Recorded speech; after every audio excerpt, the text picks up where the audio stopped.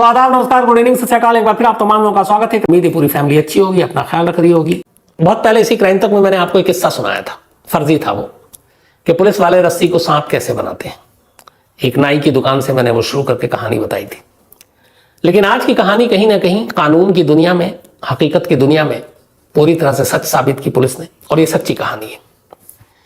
चंद्रेश मर्सकोले एक नौजवान, मध्य प्रदेश का रहने वाला, मध्य प्रदेश के बालाघाट का रहने वाला, और गोंड ट्राइब से, गोंड आदिवासी जाति से उसका ताल्लुक। अब ट्राइब्स, आदिवासी, आपको पता है हम चाहे कितना बदल जाएं, बहुत सारी जगहों पे आज भी इनको बहुत सारे लोग उस नज़र से देखते हैं कि ये बैकवर्ड है, पिछड़े हैं, और शायद इसी वजह से उनको बराबरी का दर्जा भी नहीं मिलता। लेकिन चंद्रेश मर्सकोले पढ़ने लिखने में बचपन से तेज, माँ बाप गरीब गोंड ट्राइब्स के, और उसका सपना था कि वो कुछ ऐसा करे कि उसके माँ बाप की जिंदगी पलट जाए। बचपन से चूंकि पढ़ने में तेज था, बड़ा हुआ, उसने कॉम्पिटिटिव एग्जाम पास किया और आखिरकार मेडिकल एग्जामिनेशन को भी क्लियर किया, और उसे दाखिला मिल गया गांधी मेडिकल कॉलेज, नामचीन गांधी मेडिकल कॉलेज में, भोपाल, MBBS में। ये पूरे बालाघाट, अपने कास्ट, अपने इलाके का पहला लड़का था चंद्रेश, जो डॉक्टर बनने जा रहा था। पूरा गांव खुश, उस जाति के लोग उसे फख्र से देखते, उससे प्रेरणा लेते, बाकी बच्चों से भी कहते कि देखो अगर वो बन सकता है तो तुम भी मेहनत करो। एक आइडियल हो चुका था चंद्रेश। इसके बाद वो भोपाल में अब MBBS की पढ़ाई कर रहा है। इसी दौरान, पढ़ाई के दौरान, उसकी एक लड़की से दोस्ती होती है जिसका नाम था श्रुति। श्रुति और चंद्रेश में प्यार हो जाता है। पढ़ाई जारी है, पहले 3 साल बड़े अच्छे से गुजर गए, 4th and final year Chandresh का। इसके बाद अब वो एक MBBS डॉक्टर बनता और उसके परिवार के सारे सपने पूरे होने जा रहे थे। लेकिन 4th ईयर में फाइनल एग्जाम को कुछ ही दिन बाकी थे, उससे पहले ही एक अजीब हादसा होता है। 20 अगस्त 2008, 20 अगस्त 2008, चंद्रेश के कॉलेज का एक सीनियर, जो doctor, senior resident, doctor Hemant Verma नाम, डॉक्टर हेमंत वर्मा 20 अगस्त 2008 को एक लेटर लिखते हैं उस वक्त के भोपाल के IG को, इंस्पेक्टर जनरल ऑफ पुलिस, जिनका नाम था शैलेंद्र श्रीवास्तव। डॉक्टर हेमंत वर्मा अपने लेटर में ये लिखते हैं कि वो इंदौर गए थे किसी काम से और रात को लौट कर आए तो उनका ड्राइवर राम प्रसाद उन्हें मिला और राम प्रसाद ने उसे कहानी सुनाई। राम प्रसाद दरअसल उस दिन चंद्रेश को लेकर डॉक्टर हेमंत वर्मा की गाड़ी में कहीं बाहर गया था भोपाल से। लेटर में ये लिखा है डॉक्टर हेमंत ने IG को कि मुझसे चंद्रेश ने मेरी गाड़ी मांगी कि मुझे होशंगाबाद जाना है, तो मैंने गाड़ी दे दी, गाड़ी के साथ अपना ड्राइवर भी दे दिया राम प्रसाद। इसके बाद वो लोग वहां से निकल गए, मैं इंदौर चला गया। लेकिन फिर वहां से रात को जब मैं लौट कर आया हूं तो मुझे राम प्रसाद ने कहानी सुनाई। उसने बताया कि जब हम गाड़ी में गए तो होशंगाबाद जाने की बजाय चंद्रेश ने गाड़ी का रुख मोड़ दिया और वो पचमढ़ी की तरफ ले गया। बोला पचमढ़ी की तरफ जाने के दौरान एक जगह पर सन्नाटा था, तो वहां पे नेचर कॉल के लिए गाड़ी रोक दी और राम प्रसाद ने कहा कि मैं 1 सेकंड आता हूं। तो उसने गाड़ी रोक दी, नेचर कॉल के लिए गया वो। इस दौरान उस लेटर में लिखा कि उसके बाद तभी देखा राम प्रसाद ने कि गाड़ी रुकने के बाद चंद्रेश गाड़ी की डिक्की खोलता है और उसके अंदर बोरी में एक वजनी चीज, उसको उठाकर पास में एक नदी, और उस नदी में ले आकर उस बोरी को फेंक देता है। उस बोरी में कोई लाश थी, जो राम प्रसाद ने मुझे बताया, यानी कि डॉक्टर संतोष वर्मा को, सीनियर रेजिडेंट डॉक्टर। अब ये लेटर उन्होंने IG को लिखा, उस वक्त IG रेंज भोपाल। अब IG रेंज को ये लेटर पढ़ने के बाद लगा कि ये क्या है। उन्होंने कहा कि तफ्तीश करते हैं। उसके बाद पचमढ़ी के आसपास तलाशी के लिए कहा गया और इत्तेफाक से 23 अगस्त को पचमढ़ी के करीब एक नदी से एक लाश मिलती है। लाश की शिनाख्त हुई श्रुति के तौर पर। श्रुति जो कि चंद्रेश की गर्लफ्रेंड थी। अब जैसे ही लाश बरामद हुई, अगले दिन पुलिस ने, बालाघाट लौट चुका था चंद्रेश, उसे गिरफ्तार कर लिया अपनी ही गर्लफ्रेंड के कत्ल के इल्जाम। और गिरफ्तारी की वजह क्या थी? एक लेटर जो सीनियर रेजिडेंट ने लिखा, वो भी सीधे IG को, और उसने बताया कि मेरी गाड़ी लेकर गए और ये सारी चीजें हैं। और उसके बाद 3 दिन बाद वो लाश बरामद भी हो गई। अब यहां तक केस आईने की तरह साफ। लेकिन अब इधर चंद्रेश और उसके घर वालों पर पहाड़ टूट पड़ा। फाइनल ईयर, बस कुछ महीने के बाद वो एक डॉक्टर MBBS, पूरे गांव, पूरी बिरादरी, पूरी सबकी नजर उसके ऊपर थी। कि गांव की किस्मत बदलेगा, अपने लोगों का नाम रोशन करेगा। पहला था जो डॉक्टर बनने जा रहा था, वो सारे सपने टूट गए। चंद्रेश गिरफ्तार होकर जेल चला गया। जेल जाने के बाद अब मुकदमे की कार्रवाई शुरू हुई। करीब साल भर मुकदमा चला। 31 जुलाई 2009 लोअर कोर्ट ने अपना फैसला भी सुना दिया। लोअर कोर्ट ने अपना फैसला सुनाया कि चंद्रेश ही अपनी गर्लफ्रेंड श्रुति का कातिल है और इसीलिए इस जुर्म को करने के लिए उसे लाइफ इंप्रिजमेंट यानी उम्र कैद की सजा दी जाती है। 2009 में चंद्रेश को लोअर कोर्ट ने उम्र कैद की सजा सुना दी। चंद्रेश, उसके परिवार, सबकी उम्मीदें टूट गई। अब लगा कि ये जिंदगी खत्म, कहानी खत्म, डॉक्टर बनने का सपना खत्म। धीरे धीरे वक्त बीता, चंद्रेश सदमे से बाहर आया। तय वक्त जो कानूनी छूट थी उसी दौरान उसने इसको लोअर कोर्ट के फैसले को हाई कोर्ट में चैलेंज किया। अब हाई कोर्ट में यह मामला गया। हाई कोर्ट ने अपना वक्त लिया। वक्त लेते लेते लेते लेते 2022 आ गया। 2022 9 मई, 9 मई मंडे का दिन। करीब 13 साल हो चुके थे अब तक चंद्रेश मर्सकोले को भोपाल सेंट्रल जेल में रहते हुए। साल भर एक विचाराधीन यानी अंडर ट्रायल के तौर पर जेल में रहा और उसके बाद एक सजा याफ्ता कैदी के तौर पर, क्योंकि लोअर कोर्ट ने उसे उम्र कैद की सजा सुनाई थी। 13 साल, 4740 डेज एक्चुअल में जो एग्जैक्ट दिन उसने जेल में काटे, 4740 दिन वो जेल में रहा। यह अपराध के 4740। इसके बाद 9 मई को महाराष्ट्र की मध्य प्रदेश की हाई कोर्ट का फैसला आता है।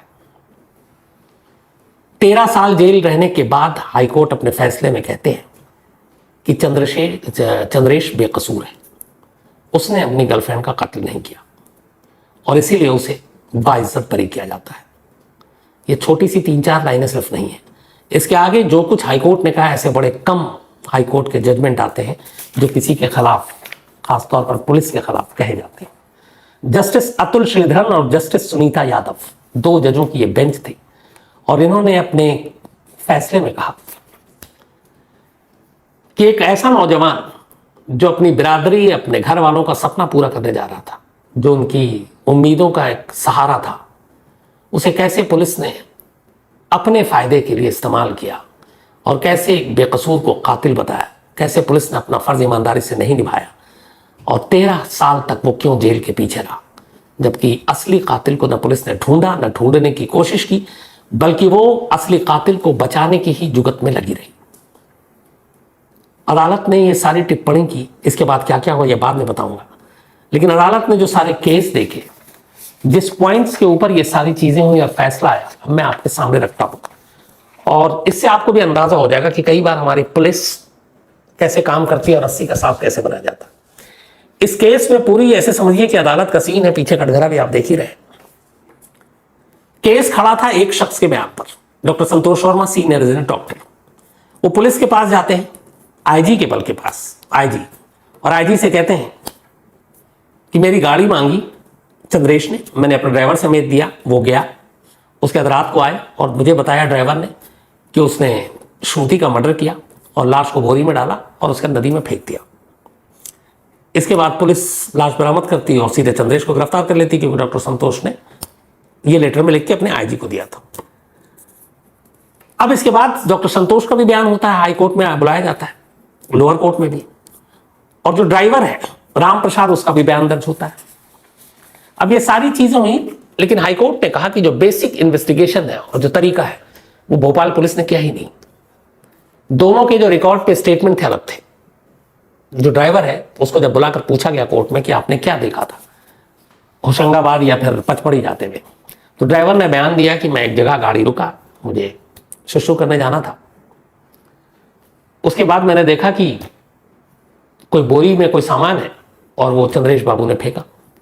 तो उसने कहा आपको मालूम था कि बोरी में क्या है, और आपने कहा बोरी बहुत भारी है, तो आपने जब उसको छू के नहीं देखा और ये बोरी भी था ये भी आपको पता नहीं, तो आप कैसे कह सकते हैं? तो बोला हाँ मैंने उठाया नहीं, तो मैं ये नहीं कह सकता वो भारी था या हल्का। तो उसने कहा आपने कत्ल होते हुए देखा? उसने कहा नहीं। तो बोला फिर कैसे मान लिया कि आप बोरी में लाश हो सकती? उसने कहा ये तो मैंने कहा नहीं। तो फिर डॉक्टर संतोष वर्मा ने आईजी को लेटर में ये क्यों लिख कर दिया कि उसने, ड्राइवर ने मेरे ये बयान दिया था कि उसने श्रुति का कत्ल किया, लाश बोरी में रखी, बोरी को नदी में फेंका। दोनों के यहां पे कंट्राडिक्ट, पहली चीज। दूसरी चीज, इस पूरे मामले में जब इन्वेस्टिगेशन हुआ और ये कहा गया कि गाड़ी लेकर गए थे, तो रास्ते में एक टोल प्लाजा पड़ता है जो पचमढ़ी से पहले। उस टोल प्लाजा की एक खासियत है, हालांकि बाकी देश में शायद ऐसा नहीं होता है, वहां पे एक कार में कितने लोग बैठे हुए इस हिसाब से वो पैसे लेते हैं।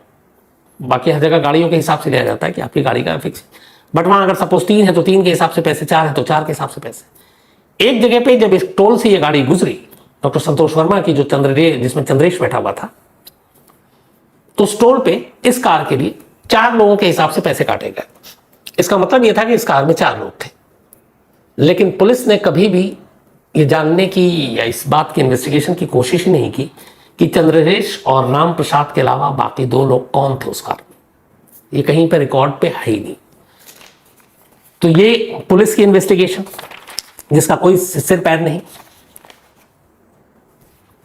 अजीब बात और जो पुलिस ने किया, जिस कार का इस्तेमाल किया संतोष वर्मा के चंद्रेश ने, वो कार श्रुति की लाश बरामद होने और चंद्रेश की गिरफ्तार होने के 15 दिन के बाद पुलिस ने सीज किया। इन 15 दिनों तक वो कार जो है, जो मौका वारदात का एक बहुत बड़ा सबूत था, वो उसी डॉक्टर संतोष वर्मा के कब्जे में थी, जिस संतोष वर्मा ने सबसे पहले लेटर लिखकर पुलिस को, बल्कि आईजी को, ये कहा था कि हमें कुछ गड़बड़ लग रहा है, कुछ चंद्रेश ने किया है। अब उन 15 दिनों के बाद आखिरकार पुलिस को होश आता है, याद आती है कि इस कार को भी तो बरामद करना है, केस प्रॉपर्टी है। कार को उठाते हैं। जब कार उठाते हैं तो उस कार के अंदर से फिर पुलिस बताती है कि मैट पे हमें कुछ खून के धब्बे मिले, लेकिन वो खून के धब्बे नहीं लिखे होते हैं, वो लिखते हैं कुछ सिक्रेशन मिले। आमतौर पर पुलिस की जो भाषा होती है वो सारी वो दिखाते हैं कि खून के कुछ धब्बे, ऐसी चीजें बरामद हुई। लेकिन 15 दिन तक कार किसी और के पास, कार के सारे सबूत, सारी चीजें बनाई भी जा सकती हैं, बिगाड़ी भी जा सकती हैं, नए सबूत पैदा भी किए जा सकते हैं। तो ये सारी चीजें 15 दिन बाद यहां पे भी हाईकोर्ट ने नोटिस किया। ये सब लूप होल्स है कि पहला, ड्राइवर का बयान गलत, उसने कहा ही नहीं जो हेमंत ने कहा। दूसरा, किसी ने कत्ल होते नहीं देखा। तीसरा, टोल प्लाजा ने बताया कि कार में 4 लोग थे, बाकी 2 के बारे में पुलिस ने कभी जांच ही नहीं की। कार 15 दिन तक आपने सीज क्यों नहीं किया? खून के धब्बों के बारे में आपने पूरा सही सही क्यों नहीं बताया? और ये कि ये खून के धब्बे कहां से आए? और सबसे बड़ी बात, कत्ल से पहले, श्रुति की लाश मिलने से पहले डॉक्टर संतोष वर्मा ने आईजी साहब को लेटर लिखकर क्यों ये कहा? उसमें था कि मुझे कुछ गड़बड़ होने की आशंका लग रही है। और ये आईजी साहब को जो खत लिखा था शैलेंद्र श्रीवास्तव, उसके 3 दिन के बाद लाश मिलती है। और कोर्ट ने एक और चीज कही कि जिस दिन ये गाड़ी दी थी संतोष वर्मा ने, उस दिन वो कहां थे इस बारे में पुलिस ने तस्दीक ही नहीं की कि खुद संतोष वर्मा का लोकेशन क्या था। हालांकि बाद में उन्होंने कहा कि मैं इंदौर गया था किसी काम से, लेकिन ये उन्होंने कहा, इस बात की कोई तस्दीक नहीं की गई। जबकि मोबाइल उस वक्त भी था 2008 में, तो आराम से तस्दीक हो सकता था। लेकिन पुलिस ने यह पता करने की कोशिश नहीं की कि डॉक्टर संतोष वर्मा उस दिन कहाँ थे। भोपाल थे, इंदौर थे, पचमढ़ी के रास्ते में थे, होशंगाबाद थे, कहाँ थे?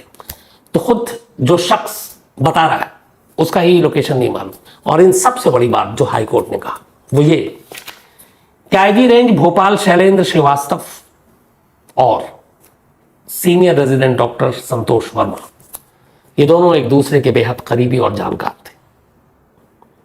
संतोष वर्मा एक तरह से लेटर लिखकर इसके बाद कूहे फिजा पुलिस स्टेशन है वहां भी गया और कहते हैं कि कैसे इन्वेस्टिगेशन हो, कैसे जांच हो, ये खुद डॉक्टर संतोष वर्मा पुलिस को डिक्टेट कर रहा था। तो इसका मतलब है कि ये कहीं ना कहीं जुड़ा हुआ था। हाईकोर्ट ने कहा कि जिस तरीके से ये खुद लेटर लिखा डॉक्टर संतोष वर्मा ने और जिस तरीके से पुलिस को गाइड कर रहा था, जिस तरीके से उसका रिलेशन आईजी उस वक्त शैलेंद्र श्रीवास्तव के साथ था, उन सारी चीजों को देखते हुए पुलिस ने यह चूक की कि संतोष वर्मा की भी जांच होनी चाहिए थी। क्या पता सच कुछ और होता।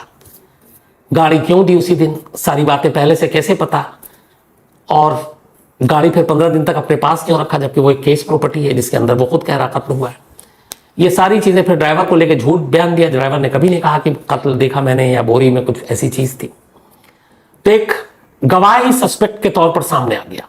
लेकिन पुलिस ने जरा सी भी मेहनत करने की कोशिश ही नहीं की और उसने डॉक्टर संतोष वर्मा के बारे में छानबीन ही नहीं की। और दूसरा, आज तक पुलिस या कोर्ट मोटिव ही नहीं निकाल पाई कि जिस गर्लफ्रेंड चंद्रेश और श्रुति के बीच, दोनों बॉयफ्रेंड और गर्लफ्रेंड थे, श्रुति को चंद्रेश क्यों मारेगा? कोई तो मकसद और मोटिव होना चाहिए, वो कहीं नहीं है। तो हाईकोर्ट ने कहा कि ये सिर्फ एक फालतू कहानी थी और एक बेकसूर इंसान को, एक अच्छे भले लड़के को जो पढ़ने लिखने में तेज, उसका 13 साल बर्बाद कर दिया इस सिस्टम ने, इस पुलिस ने। और इसके लिए उस वक्त की पुलिस जो जांच कर रही थी वो जिम्मेदार, इसके लिए वो शख्स जो विटनेस बनकर आया उसकी जांच होनी चाहिए थी। लेकिन पुलिस ने बेसिक कोई इन्वेस्टिगेशन नहीं किया। और इसके बाद यही नहीं रुकी हाईकोर्ट, उसने कहा कि अगर चंद्रेश को गिरफ्तार ना किया जाता 2008 में, फाइनल ईयर का एग्जाम था, अगले कुछ महीनों के बाद वो एक एमबीबीएस डॉक्टर होता। और अगर वो एमबीबीएस डॉक्टर होता और फिर नौकरी करता, चाहे वो सरकारी डॉक्टर बनता या प्राइवेट अपना प्रैक्टिस करता, तो हाईकोर्ट ने कहा कि अगर एक साल में पर एनम सिर्फ 3 लाख रुपए भी अगर वो कमाता अपने घर वालों के लिए, जो उम्मीद भरी नजरों से उसको देख रहे थे, मिनिमम उन्होंने कहा हाईकोर्ट ने कि 3 लाख रुपए एक साल का तो कमाता कम से कम। तो उस हिसाब से इस सरकार को पुलिस की इस नाकामी के लिए चंद्रेश को पैसा देना चाहिए। और हाईकोर्ट ने अपने फैसले में न सिर्फ चंद्रेश को बरी किया है, बल्कि एमपी सरकार से कहा है कि वो फौरन इस फैसले के 90 दिनों के अंदर अंदर चंद्रेश को 42 लाख रुपीस दिया जाए विथ 9% इंटरेस्ट। 42 लाख रुपए 9% ब्याज के साथ। क्योंकि अगर वो 13 साल जेल में न रहता तो हालांकि इससे बहुत ज्यादा कमाता, लेकिन फिर भी उसे दिया जाए। तो 42 लाख का मुआवजा, ये सारी चीजें। बाहर आया चंद्रेश, उसने कुछ बात नहीं की, सिर्फ एक लाइन का जवाब दिया। उसने कहा कि 13 साल पहले जहां मेरी जिंदगी रुक गई थी, मैं 13 साल बाद वहीं से शुरू करना चाहता हूं। मैं फाइनल ईयर का एग्जाम देकर डॉक्टर बनना चाहता हूं ताकि मैं अपने घर वालों, अपनी बिरादरी का नाम रोशन कर सकूं। बस उसका अब यही ड्रीम है। वो बिल्कुल कुछ और बात नहीं करना चाहता कि क्या हुआ क्यों हुआ, लेकिन वो फिर से डॉक्टर बनना चाहता है। और हम सबकी भी यही दुआ है कि वो डॉक्टर बने। और जो कुछ उसके साथ हुआ, उन लोगों को सजा भी मिलनी चाहिए, सिर्फ मुआवजा काफी नहीं है। और सबसे बड़ा सवाल रह गया कि अगर हाईकोर्ट के हिसाब से अब चंद्रेश बरी है, तो फिर श्रुति का कातिल कौन है? 13 साल तक उसने कानून की आंखों में क्यों धूल झोंक रखा है? उस वक्त के जितने भी पुलिस वाले इस केस से जुड़े हुए थे, खासतौर पर सीनियर लेवल पे, मुझे लगता है कि इन सब की भी जांच होनी चाहिए। इस केस में डॉक्टर जो सीनियर रेजिडेंट संतोष वर्मा, जो लेटर लिखकर जिस तरीके से सारी चीजें कर रहे थे, उसके बारे में भी पूरी जांच होनी चाहिए और श्रुति के असली कातिल को सामने लाया जाना चाहिए। लेकिन इस कहानी का अफसोसनाक पहलू ये कि किस तरह पुलिस ने एक बेकसूर को, क्योंकि अब अदालत का फैसला आ चुका हाईकोर्ट का, उसकी 13 साल बेशकीमती जिंदगी छीन ली। मुआवजा, ये इम्तिहान, वो फिर से डॉक्टर बन जाए, सब अपनी जगह है। लेकिन वो सुनहरे 13 साल शायद उसे कोई नहीं लौटा सकता, और यही सबसे अफसोसनाक है। तो ये थी आज की कहानी।